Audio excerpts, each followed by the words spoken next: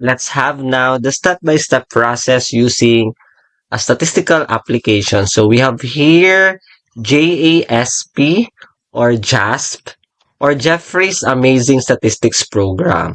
So we will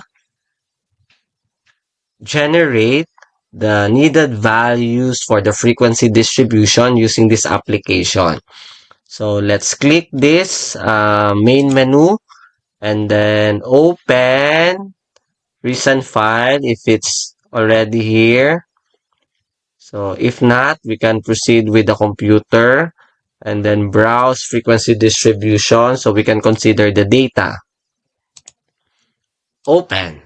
Okay, so we have here a data, and as I presented earlier, there is no strict assumption or requirement. So later in the making of the frequencies, since legends are provided, so it would be easier for us to come up with a table. So we have here test score, so it's numerical. So we have here this.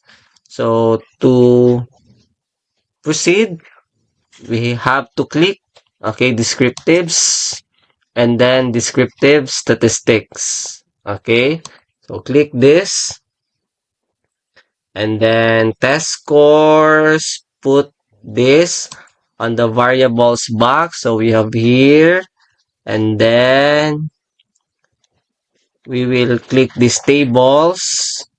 So click these tables, and we have here, we have to consider, okay, the expected table, the legend. So from 0 to 100, so our maximum is 100. So we will, okay, go back to this one, and maximum distinct values we will put here 100, and after doing that, okay, we have here the result. So as easy as that. So the next thing to do is to come up with the required table. So let's go back with this. So given the legend, so for the scores, just copy. And then we need this F or frequency, and then F% for the percentage. So let's start from 0 to 19. So going back, okay, to our result. So there's no frequency. That is why this is 0. And then 20 to 39. So we are expecting to have 2. 20 to 39. Okay, to 39. So this one, 1 and 2. And then next is 40 to 59. So we have actually 6. So what you have to do is just count. And then 60 to 79. Okay, we have 10. So consider the result. And then last one is 80 to 100. We have 6.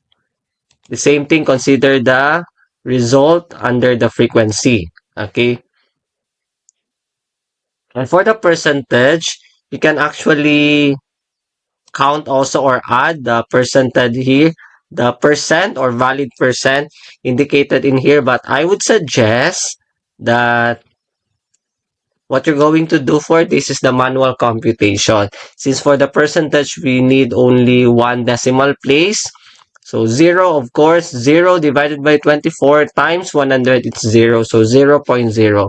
So for 2, we can make use of calculator.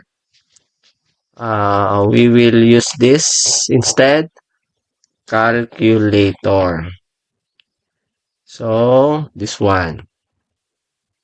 So we have here 2 divided by 24 times 100. So we have here, this is 8.3. Okay, that's correct. So this is a better way, the manual computation, but using calculator. I mean using the formula. So we have next 6 divided by 24 times 100. Okay, so 25.0, the same with this 25.0. So we only have one more. 10 divided by 24 times 100.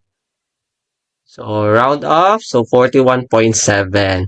And if you're going to add this one, we are expecting 100.0.